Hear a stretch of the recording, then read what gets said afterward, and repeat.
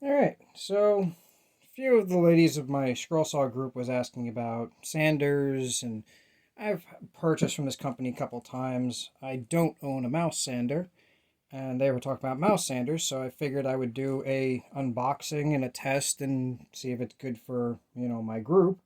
Um, so let's take a look at this. This is the Tacklife Mouse Sander.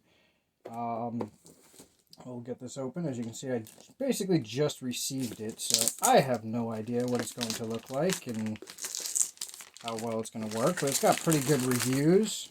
So figured, why not? Give it a go and see what happens here. If I can get the box open. Ooh, a very stiff box. Alright, so this one comes with discs and two different attachments, which I'll get to.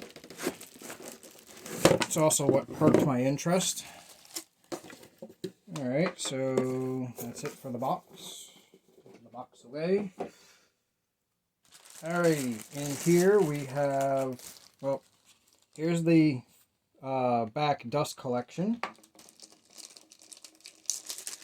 In here we have the manual, this is what perked my interest and made me want to buy it, actually, is this attachment right here. I've seen the mouse sanders with just this. I haven't seen one like this. My oscillator has this, but not, my sander. So hopefully, if all goes well, this might replace my oscillator. Alright, so we'll put that to the side. Let's get the sander undone. I'm just tossing things. Alright, so we have a standard shape. Typical 6-point. This comes with 80 grit. I don't think there's any... let's see, we got 120. Alright, so we got 80 grit and 120 grit that comes with it. I'm guessing the same here. We got 120, and this looks like it says 80. So, yep. So we have 80 and 120 grit on the little ones, and 80 and 120 grit on the big ones, which is pretty good. I usually use 220, so I'm going to have to order some for this, because, again, I don't have a mouse sander. This is typical. Is this a latch or just Velcroed? This looks like it's just a Velcro bottom versus a hook and latch.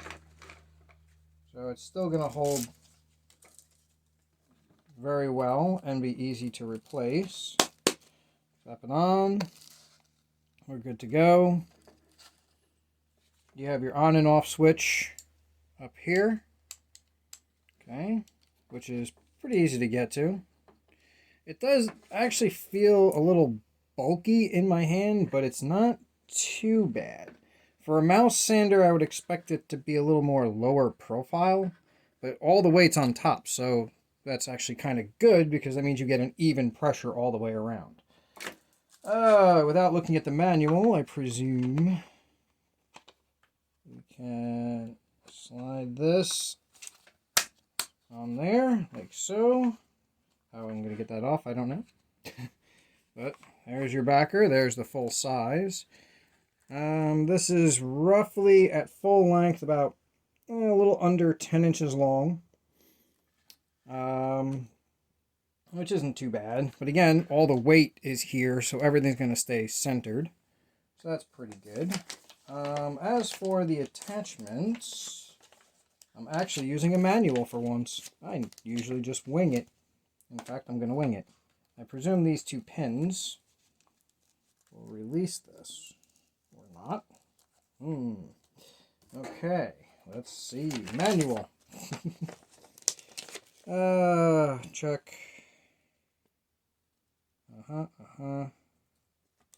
Gotta change that. How do I add,